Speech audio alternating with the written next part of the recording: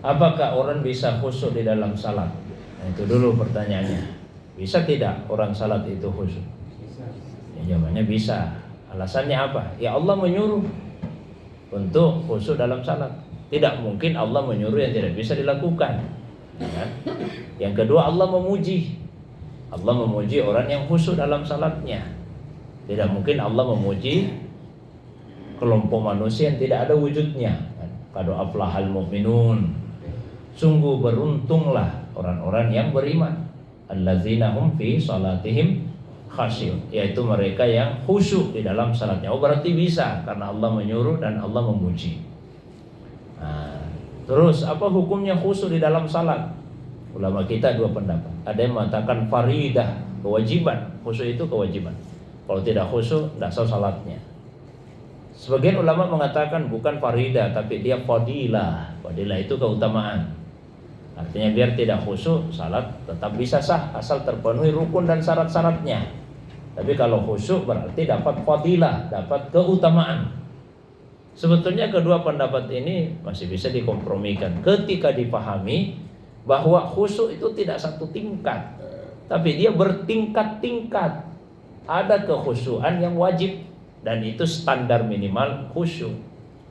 Itu standar minimal. Apa itu? Sadar bahwa orang salat menghadap kepada Allah.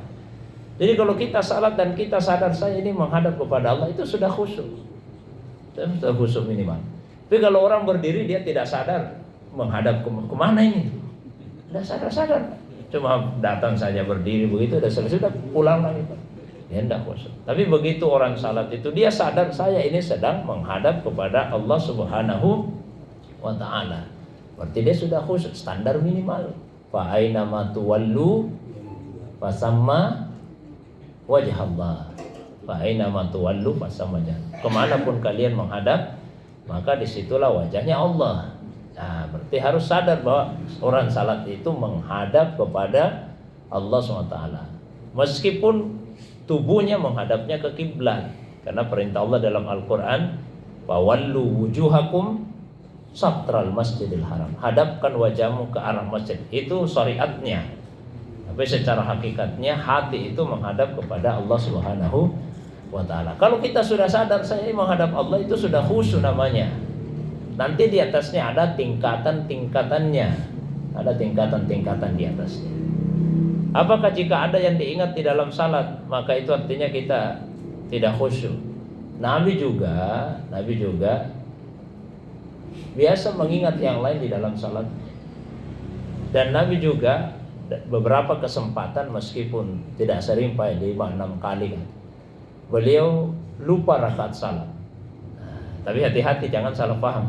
Kan biasa ada orang mengatakan Nabi itu sama dengan kita. Tidak. Karena penyebab lupanya itu beda. Penyebab lupanya Nabi di dalam salat dengan lupanya kita dalam salat itu beda. Meskipun sama-sama lupa, sama-sama lupa rakaat, tapi penyebabnya beda. Nah, kan begini. Ini orang salat, kita ini yang salat. Nah, salat.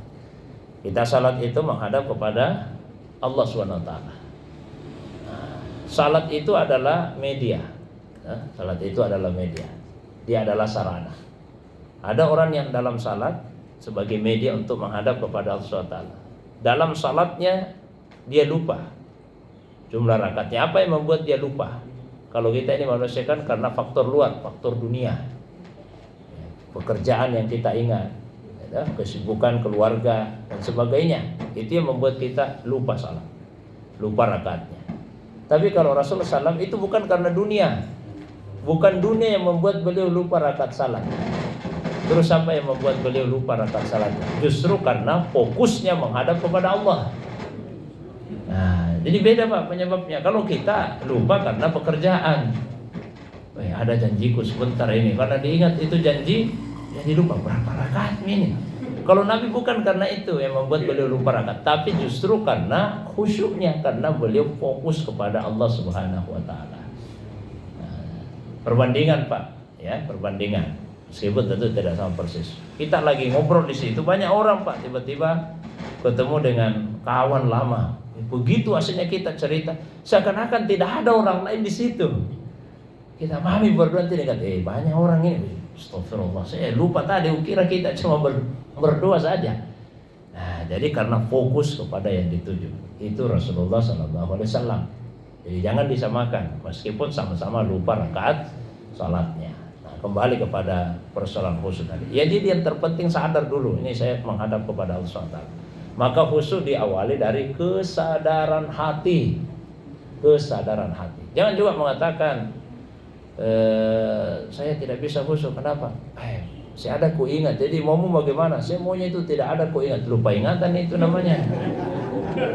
Khusyuk itu bukan lupa ingatan. Justru khusyuk itu ingat sepenuhnya. Ya, jadi bukan orang yang lupa ingatan, tapi orang yang ingat sepenuhnya bahwa dia sedang menghadap kepada Allah Subhanahu wa ta'ala. Saya sedang menghadap Allah Subhanahu wa ta'ala ini sepenuhnya. Semakin penuh ingatan kita, maka semakin kita khusyuk di dalam salat. Nah, kalau misalnya dalam salat kemudian melenceng-melenceng keluar, ibaratnya kita bawa kendaraan tiba-tiba keluar dari jalur ini, Pak. Keluar jalur baru sadar, apa yang dilakukan? Ya bawa kembali kendaraan itu ke dalam jalurnya. Ya, bawa kembali. Karena itu pahala orang yang salat beda-beda. Innal abda la yansarifu min salati wa la yuktab lahu minha.